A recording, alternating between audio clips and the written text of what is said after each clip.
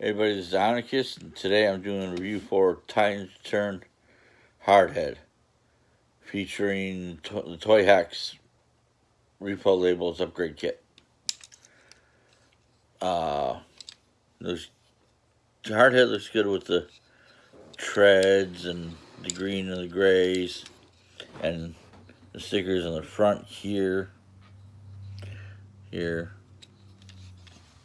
We'll get into more of these stickers in robot mode, but I'll bring them down. And see, it rolls very well. No spring-loaded cannon, but he does have the main cannon and the gun.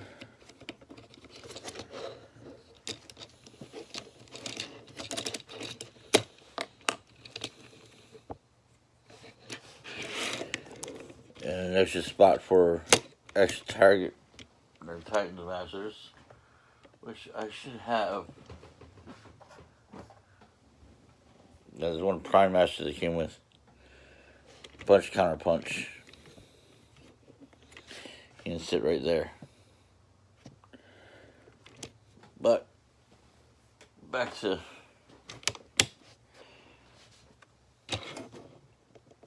hardhead. Only problem there has been is, the sides of the sticker that go on top of the canopy or cockpit. These little tabs didn't want to stick together. There's been some of the stickers have not wanted to stay put on some of these. Not enough glue on the stickers, I don't know. But this gets to his vehicle, or out of the vehicle mode into the robot mode. You pull the sides of the legs, or the back treads, out, and you flip this piece first like that, and you flip this piece up, and you bring it all the way forward, and you clip the legs together like that, and you flip out the feet, you pop out the arms. Arms are connected to a port right here. You bring the main section down here, and then you fold this section down, the gun up, grab Huros and pull him out, and you pull forward on the front of the arms and flip the hands out.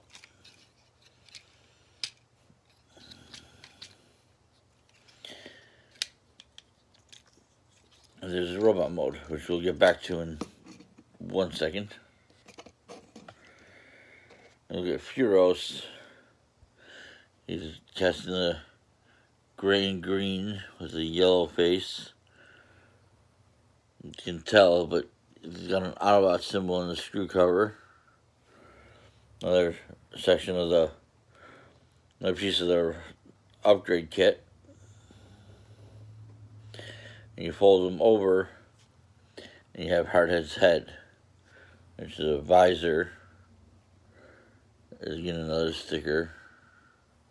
Looks nice. I've noticed with some of the Titan Masters, you have to turn the Titan Master head 360 to fit properly in the figure, because the heads will be too wobbly. And there you go. He can't move the head left and right due to the ball joint on the Titan Master head. Arms can go up like this, do the pin joint and ball joint here in the shoulder, and the mushroom joint and pin joint here. The hands can move through the, I want to say, mushroom joint there in the wrist, can't tell. I'm just assuming that's what it is. No waist articulation. There's a ball joint in the upper leg, the mushroom joint and pin joint. Allow good posability in the legs. And then there's this for the foot. But that's mainly towards transformation. And he's got his green gun. Nope. Puts it in his hand. Now, for the repo labels, you see, I've pointed out a couple here and there, but you have the ones on the shoulders and the forearm, and the sticker with the stats on it. To kind of kick back to the vintage Headmasters. I should have brought up my original hardhead, done a comparison. Well. The stickers there, the upper legs.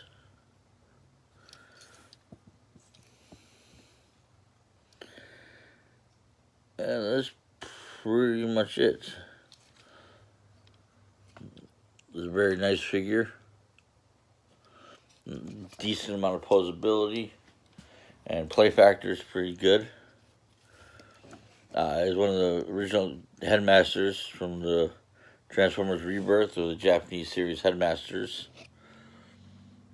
You're worth picking up, definitely, if you haven't gotten them already. If you're a newer collector, you can probably still find them at Walgreens. I've seen one or two floating around in Walgreens still. You're going to pay a little higher, normal retail price, but